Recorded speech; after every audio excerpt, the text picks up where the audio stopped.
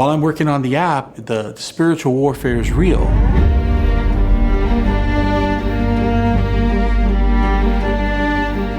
And I remember being up one night thinking, just this real negative thought. I remember having this really ugly feeling. Who are you? No one's gonna use this app. No one knows who you are.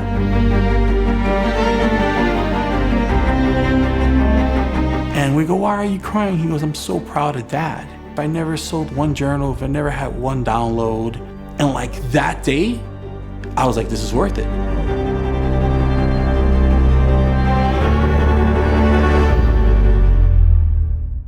So I was born in the Bronx, New York in 1979. I was born to Bobby Torres and Maria Ramos.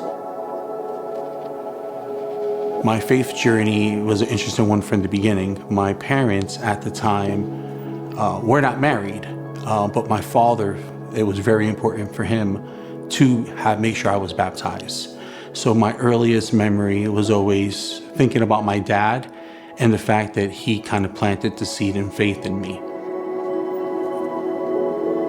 My father died when I was 2 years old in a car accident. You know, when you grow up and your dad dying at a young age, you know, you don't really know what you're missing. So I remember being a kid and having people say things like, oh, wow, he looks like his dad, or maybe calling me little Bobby. And at the time I remember thinking, I didn't really like that, right? It was just a weird situation. But I remember this day like yesterday. I was 6 years old and my grandmother, she picked my sister and I up and took us to Mass. And I remember her grabbing my hand one day saying that your dad was an altar boy and you're gonna be an altar boy. And right there was the first time that I kind of had a chance to do something that I could identify with my father. And I remember that day she grabbed my hand, she took me to the back and you know, introduced me to the priest, said, this is my grandson and he's gonna be coming to Mass here and I want him to be an altar boy. And that was the first day I went home and I was like, wow, this is pretty cool. I have something that I can identify with my dad. So after Mass, every single week, so my grandmother would pick us up, take us to Mass, and right afterwards, we'd go to the cemetery where my father is buried. And it was a tradition that we would go and honor our Father in heaven. And then she would make sure she took my sister and I to the cemetery site to take flowers to my father. And she would always stop at Michelangelo's Pieta and leave a rose right there at Mary holding her son. And I remember being a little kid and just thinking about my grandmother losing her son and that hurt, and how she would always sit there and look at our Blessed Mother holding her son. And as a 6-year-old, I mean, you have to understand that was a very heavy scene for me, right? Because I still don't even understand what's going on at that point with my father. All I knew is he passed away in a car accident.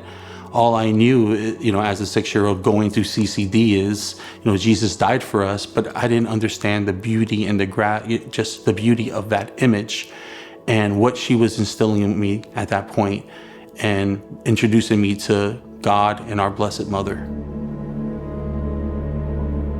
Now, in 2020, in the pandemic, everything came to a screeching halt. And, you know, it was a global pandemic and we didn't know what to expect. But again, I found myself away from church, away from consistent, you know, sacraments. You know, I need reconciliation. I'm not perfect. I need the Eucharist. And it wasn't until one day I grabbed my iPad and I see a video of Pope John Paul II praying the Rosary in Latin. And I start to just hear just the Ave Maria, right? Padre Nostre, right? And it just starts to speak to my soul. So then my son loves languages. So I bring my son to the room and then we find a YouTube video that shows the words. So we start to practice.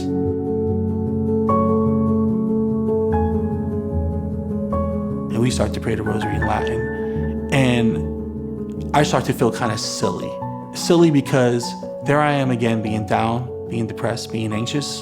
And I thought, look how easy it can happen. You close the church door on me, you take away the Eucharist, you take away Our Lady's love, you take away our Lord. Look how easily I can be drawn off sides.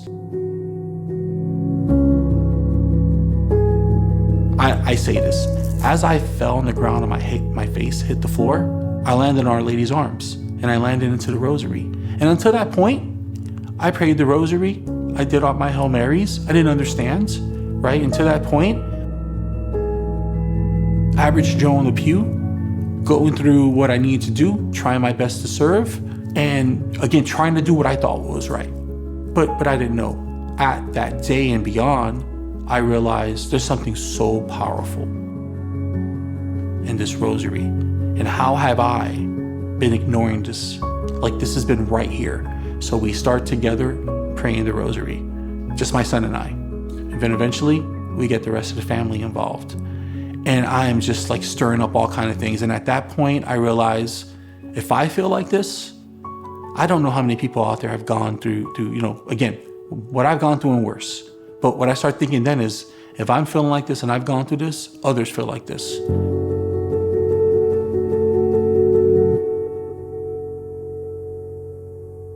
I don't know who I can help. I don't know if I can be a resource, but I made a decision like, I want to be of service.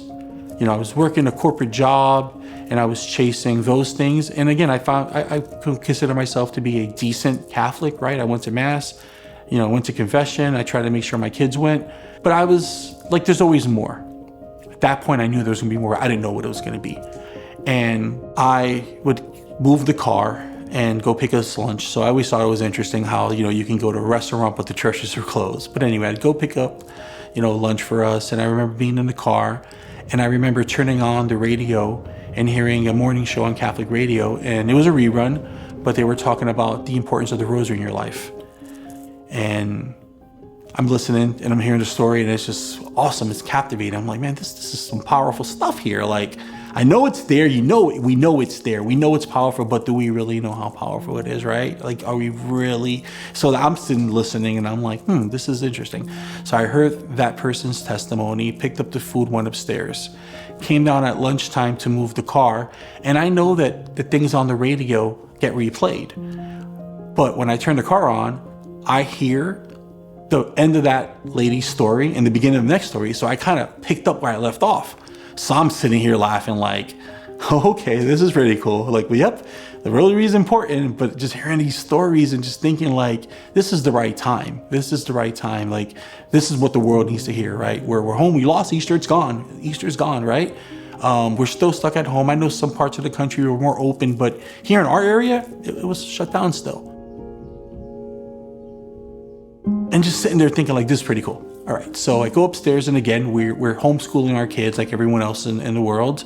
It was remote learning and working from home and all that fun stuff. And the next morning I go to move the car again for alternate street parking. And again, it's the importance of the Rosary on the radio. So I go upstairs and I'm like, this is funny, this is weird. I'm laughing, I'm smiling, I think about it. And it's like, this never happened. Like, this is impossible.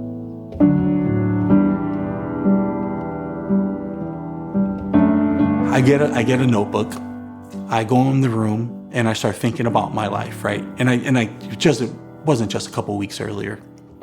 I was really depressed and I was obsessing over things that I hadn't thought about forever. I mean, there are abuses I went through that I never thought about. They happened and I suppressed them. But it wasn't until I had my family and I needed to protect my family, and my protection being our church, the Lord in the Eucharist, right? Being gone is where I felt most vulnerable. So I grab a notebook that I still have to this day, and I sit down and I write on the front page, God, what do you want me to do? And I start thinking about my father. And I tell this story now, but to this point, I don't think about my dad often about making sure I was baptized. I don't think about it. I know that, hey, Dad made sure I was baptized, Grandma took me to Mass, but didn't think of the importance of that.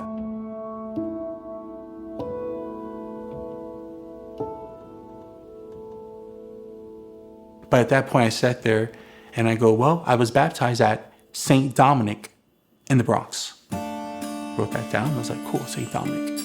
And then I thought about my childhood parish, and it was Our Lady of Perpetual Help in Opelika, Florida. And again, all I want to do is be of service and help. Even as a regular guy, and that's all I am. In the pew, it's what can I pick up? What can I drop off? Who can I help? What can I move? How can I be of service to whatever organization? And I wasn't helping, I wasn't serving. So I wrote that down, and again, I was like help. Like, that's all I want to do, Our Lady and help. And where was I married? I was married at the Holy Rosary Parish down in Miami, Florida.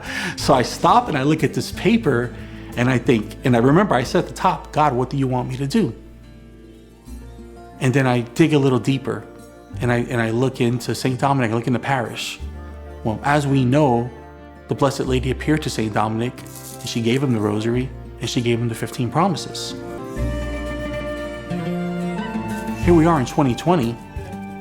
I never heard of the 15 promises of the rosary. So I started diving into the 15 promises. And right there was like, I had the cheat code the whole time. We have the answers to the tests, right? Special graces and a lot of protection. And we can conquer vice and we can change the world with this rosary.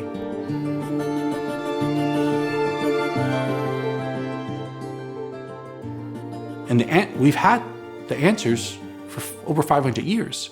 And that was my first time actually diving into it. So I go, wow, this, like, I'm sitting here and I'm just like looking at the paper. And then I go back to get Our Lady of Perpetual Help. And there she goes. She's never left me.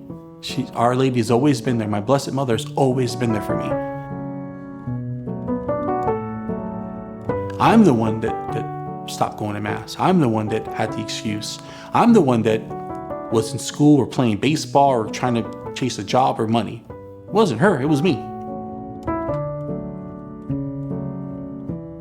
And I think about my mom and I write my mom's name down. And this is where people are like, no way. So my mother's name is Maria de Rosario. You translate that to English, Mary of the Rosary. And I said, whoa, here I am.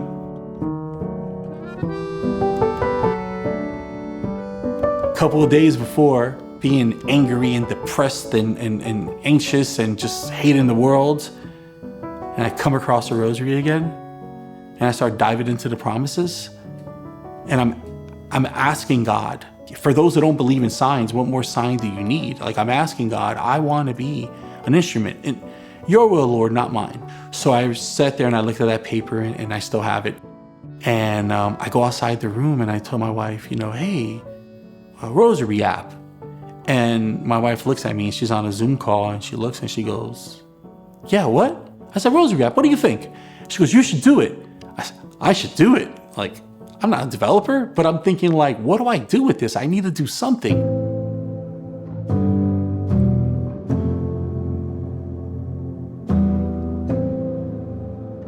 Again, so I had the courage to start working on the app. And the reason, my whole reasoning back then was our doors are closed. We are the worldwide universal church, but we're kind of stuck and every house became a church. So how can I build a community where we can kind of bridge the gap, right? And I just had an idea, and there are a lot of awesome resources to pray the rosary, and and they're all great in their own right. So this was just my little corner. And I wanted to create something where, being the universal church, I had a resource where you could pray the rosary in multiple languages. Because till this point, I had never heard the rosary in Latin. Started working on Mission Rosary app where you can pray the rosary in English, Spanish, French, Latin, Portuguese, Tagalog, and Italian. And being in New Jersey, I like to joke and say those are all the languages spoken on one city block. And then while I was working on that, it was cool because it gave me a sense of like fulfillment and belonging. The churches were still closed, but I now had a purpose. I now had a mission, right? And that's where the name comes from, Mission Rosary. I had a mission. And even then I said, if no one ever uses this app or anything I come up with, that's fine, because it's helping me get through this time.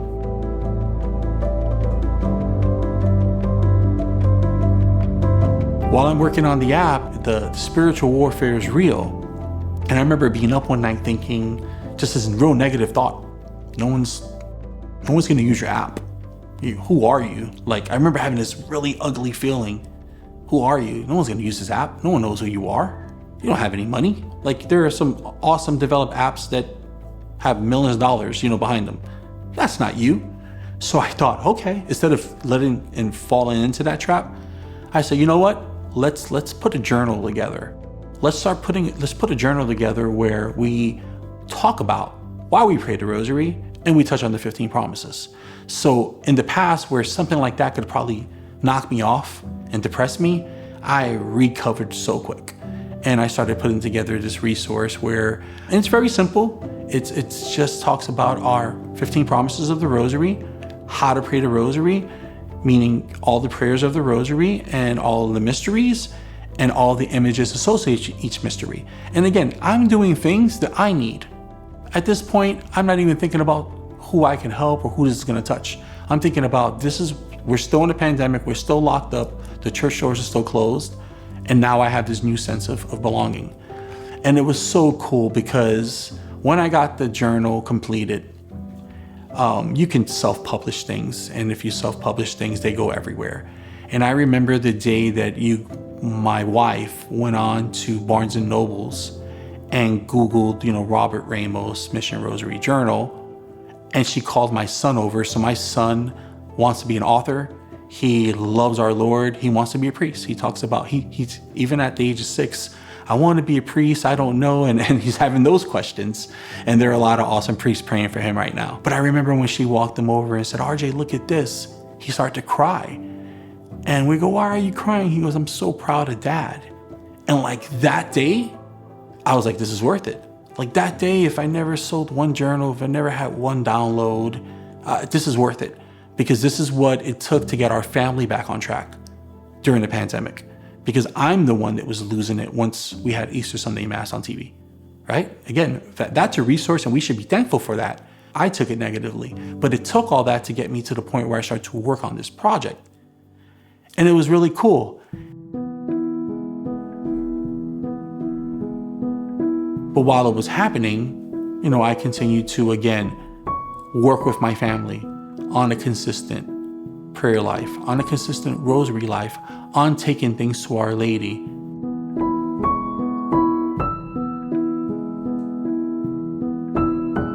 So like it's been said, the biggest trick the devil has ever done is convincing people he doesn't exist. And it's easy to look outside the window and see a lot of the atrocities and the evil things that are going on in the world and thinking, sometimes feeling hopeless. But we refer to the Rosary as a weapon because this is specifically intended to eliminate and defeat vice, defeat the devil. The beautiful image of Saint Michael with his foot right on Satan's head, holding his sword, right? This is what that is. The Rosary is a weapon. So when I talk to men specifically, or young men, about a consistent prayer life, what the Rosary is for, how we use it to eliminate vice. There are so many vices that are destroying men and marriages that if we were to, again, slow down, dive into the 15 promises of the Rosary, don't just run to the beads, right? Just don't run through it. Sit down and understand and take that 15, 20 minutes. This is how we change the world. So again, it's been called a weapon for many, many, many, many centuries because it is. It is the weapon. It's the weapon against the devil. It's the weapon against evil. It's been said a million times, right? The devil does not like to hear Our Lady's name and he does not want to hear about the Rosary. So that just tells you that it's something that we should be leaning on. And this Rosary is the weapon from heaven. And distractions come from the devil. Let's not make any mistake. That comes from the devil. Focusing on what's going to happen next, it's a waste of time. And I'm thankful that I got to the point in my life where I saw that, where I saw, this is the devil drawing me off sides. This is not making any sense. Because every single time I fall flat on my face, I fall into Our Lady's arms, and I find my way back to a church. This time, I found my way not just back into the Rosary, but just trying to promote the Rosary, just trying to be helpful. So many lines of so many awesome, saints and people throughout history that are just sending the same message, right? You know, it takes more than one person to say, let's pray the rosary. Let's pray the rosary every single day. Let's pray the rosary if we can a couple of times a day. But let's really stand in faith in the public square. Let's really, again, be the change. And let's be respectful. Let's love. Let's love. You know, we're not judging. Just because I'm praying the rosary, we're talking about overcoming vices with rosary, overcoming depression, anxiety, and the devil rosary, doesn't mean we're better than anybody.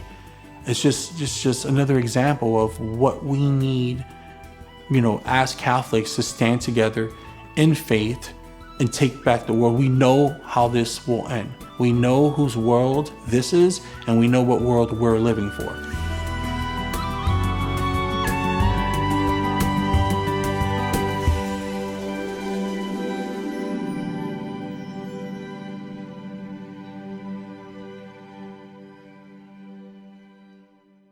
My name is Michael O'Neill. In The Miracle Hunter, we're looking at the miraculous icons of the Virgin Mary from all around the world. A famous one from Croatia, Mother of Bistrica, is one of these black Madonnas that are seen throughout all of Europe.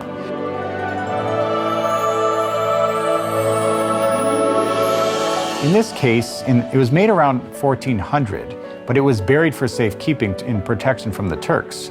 But in 1525, a supernatural light shone upon that spot and they rediscovered where it was buried. In 1588, they had to bury it in the walls again. And in 1684, it was discovered another time. In 1930, she was declared the Mother of Croatia and became known as one of the most famous Marian icons in all of Christian history.